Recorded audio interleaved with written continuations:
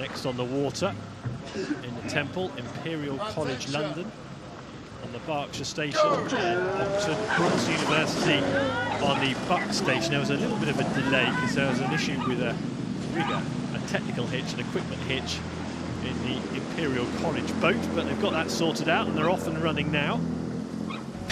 Yeah, Tim, I'm not the best commentator for this race, having been to Oxford Brookes University and actually rode with Henry Webb, the chief coach there. Impartiality is not what we get. However, I was a member of Queen's Tower, which is the club for Imperial College, so I have an affinity for both groups. In fact, my father went to Imperial College. Okay, so you're just advertising your credentials for both boats here. Well, this is a good start, isn't it? Very tight, and it's still very tight. These are the live pictures now, and this will be a good test for both boats.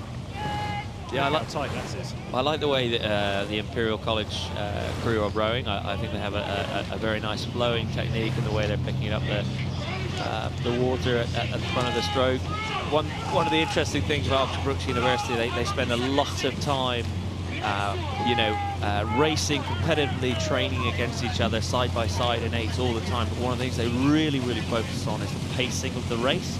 And so often, sometimes you'll see crews bolt out of the blocks against them, and then Brookes will ultimately, move through them as they kind of row a consistent pace down the track. So Oxford Brookes in their burgundy, navy and cream. To the right of the picture there, more than a length up now. Steady stuff from them. Imperial College London, they've got enough space here, haven't they? Perhaps takes a little bit longer in an 8 to change the order, but there's still enough water for them to do something. It'll have to come now, though. If they're going to start to make a move that has any impact, it'll need to happen pretty quickly. Yes, I mean, you can always. I've been overturned here, in the Brookes position on the same station that they're sat in now, with losing the final by, only a couple of feet in my first regatta in the same event, actually. But one of the things that I think very strong about the Brookes program is they're racing all the time internally against each other.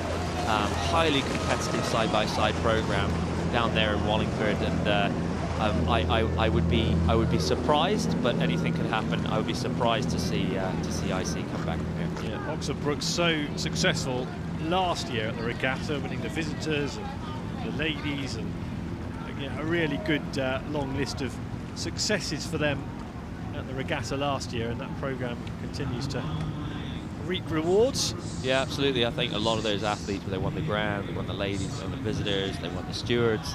But many of them, many athletes of that program are now in the British team, and this year for Henry Webb and Richard Spratley has very much been about rebuilding. So there's these younger athletes that they're trying to bring through and create that same pedigree and success in a few years' time.